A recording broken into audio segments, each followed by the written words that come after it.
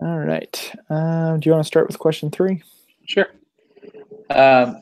So given the linear regression equation, y equals 2.0 plus 1.5x, what is the y-intercept? So the y-intercept's the first one, or what do they call it? B, what was it? B something? Yeah. It's I y don't know what he said. equals, mx plus b, but in statistics, they do b plus mx. Yeah. So anyway, it's the 2.0. It's the first one. Yep. And then the next one is just asking about the second half of the equation, the slope, which is m, or 1.5. Yeah, I got all confused on that one because it said round to one decimal. So I'm like, so do I round it? Yeah, it's just 1.5. Yeah, so I rounded and got it wrong the first time. So Yeah. anyway, but given the linear regression equation, so negative 3.0 plus 0.25x, what is the predicted value of y when x equals 16? And if you add all that up, it's 1. Yep.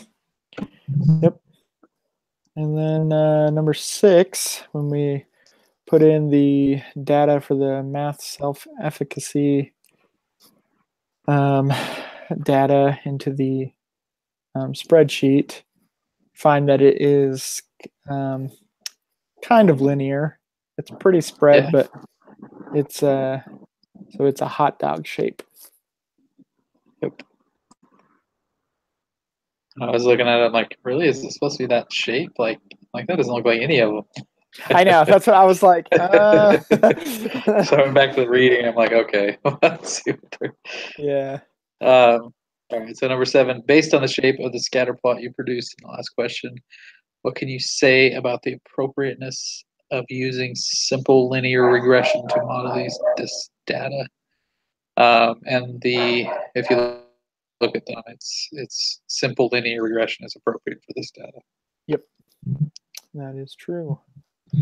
How many observations? You can do that by just doing a count function for all of the data entered, and you get 139 observations. Yep. The y-intercept is 18.690. Mm-hmm. And then the slope is 12.695. You can find all that in the spreadsheet. And then 11, the predicted value of y when x equals 4. You could either do the math on it or just plug it in to the thing, and it's 69.469. Mm-hmm. Yep. This one, I was a little confused at first, and then I went back and read it more carefully. So I didn't get it right the first time, but second time, it should be 96.7, right? I don't know, because I got it wrong too. Oh, did you? So what did you do? Yeah, so what it's asking is, it wants to know what the maximum predicted value of y for these values of x. So if you're looking at the spreadsheet, y is the scores, and x is the basically the predicted value. So it's their confidence. They said on a scale of 1 to 6, how confident are you in your score? And then it asked what's the highest score, what's the maximum predicted value of y for these values.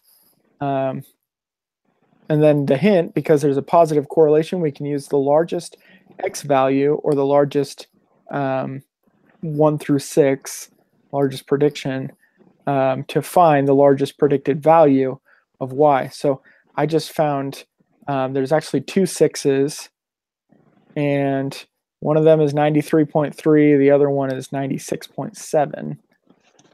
Okay. That's why I said 96.7, but then I don't know if that's going to be right because on the spreadsheet, there's also information about prediction, Yeah. confidence. Like the prediction. Yeah. What did you put? Well, the first time I thought you were just like you would just do the highest value. So I thought the highest prediction interval for Y, but that was wrong. Oh, so did you do? Wait, which one? What number did you put down? Well, I just put 6. Like I put 6 as yeah. X. Like That's, so. yeah, that's what I put too. Because that's Okay. what I thought it was asking for. I thought it was asking Yeah. for X. Exactly. But it's actually asking for Y.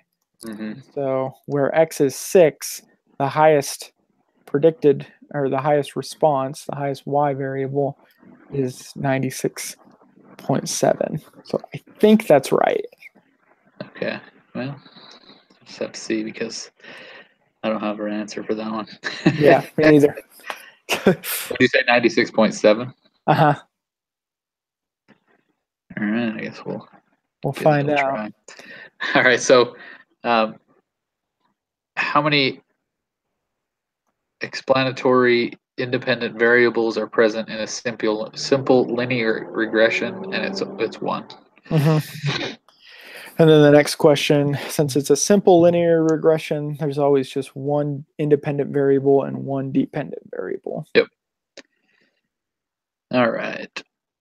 Okay, so this one, a company in South Dakota manufactures hard hats using the mining industry. Used in the mining industry, they record measurements on all hats they produce for quality control and planning purposes.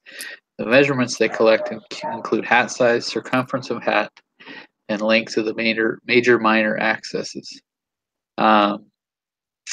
Meaning the company wants to predict the size of hat given the circumference. So what is your response? So it would be, I got C, the size of hat because it's used to predict circumference. So I don't know. Yeah, it should be A. Oh, okay. Yeah, Because it's the variable being produced, so we're predicting the size of hat given the circumference. So, I got you. Yeah, so okay. the circumference is the explanatory variable, and then the response variable is the size because that's the variable being predicted. Now I get it. Mm-hmm. All right, let's see. Is that 96.7 was correct? Nope. I wonder what we did wrong. I wonder if it's supposed to be that just the information in the spreadsheet for the prediction. Yeah. Well, the prediction for, let's see. I don't know. I'm going to try to look that one up. Yeah. I'll let you know if I figure it out. All right. So I'll go ahead and post this.